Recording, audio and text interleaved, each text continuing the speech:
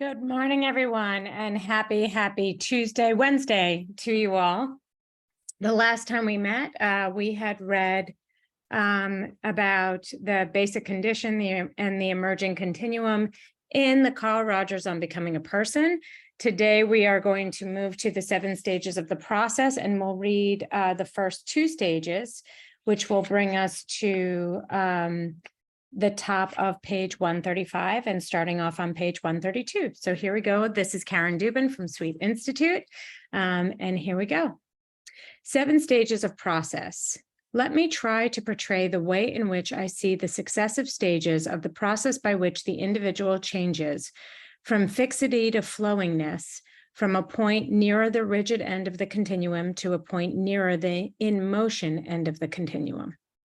If I am correct in my observations, then it is possible that by dipping in and sampling the qualities of experiencing and expressing in a given individual in a climate where he feels himself to be completely received, we may be able to determine where he is in the continuum of personality change. First stage. The individual in this stage of fixity and remoteness of experience is not likely to come voluntarily for therapy. However, I can, to some degree, illustrate the characteristics of this stage.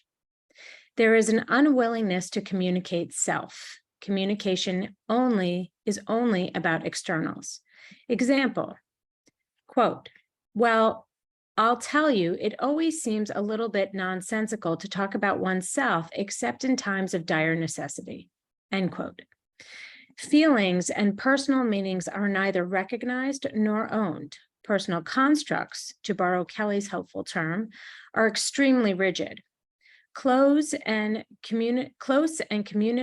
communicative relationships are construed as dangerous. No problems are recognized or perceived at this stage. There is no desire to change. Example, quote, I think I'm practically healthy, end quote. There is much blockage of internal communication. Perhaps these brief statements and examples will convey something of the psychological fixity of this end of the continuum.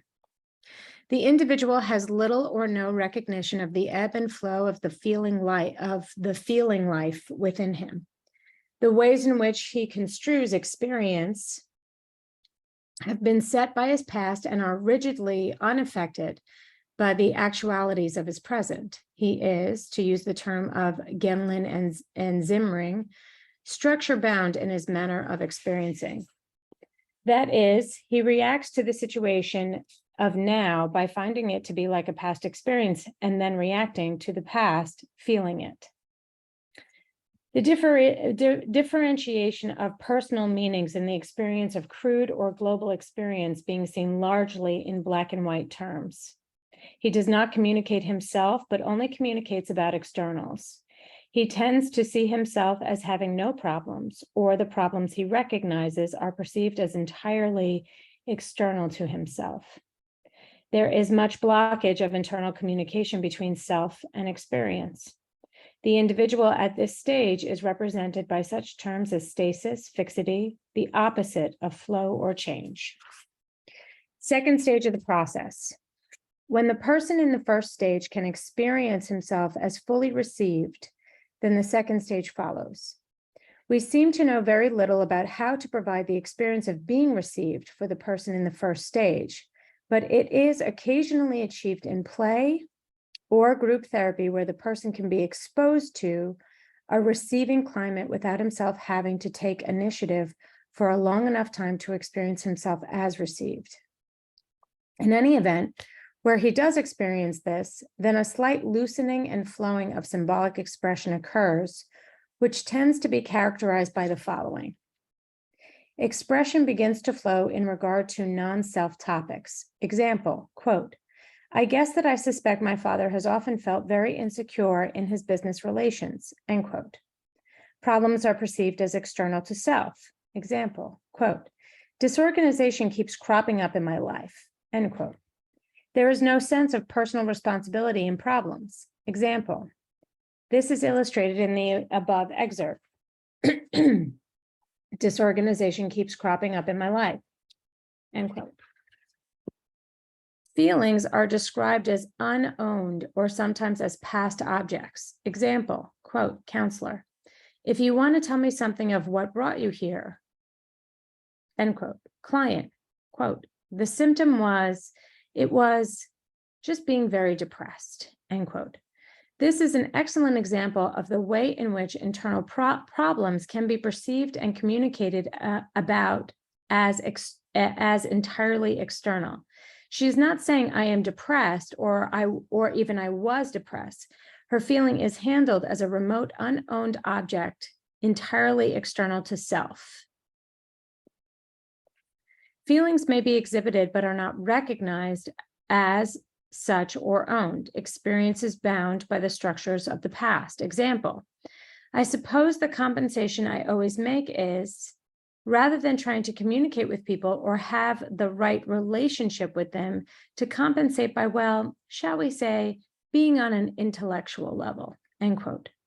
Here, the client is beginning to recognize the way in which her experiencing is bound by the past. Her statement also illustrates the remoteness of experiencing at this level. It is as though she were holding her experience at an arm's length.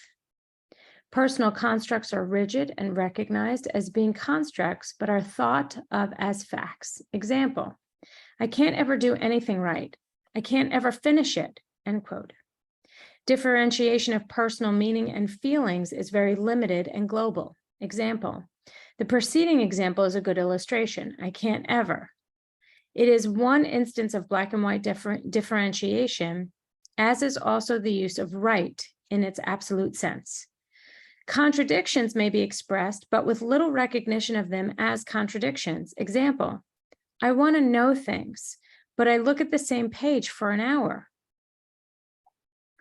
As a comment on the second stage of the process of change, it might be said that a number of clients who voluntarily come for help are at this stage, but we, and probably therapists in general, have a very modest degree of success in working with them.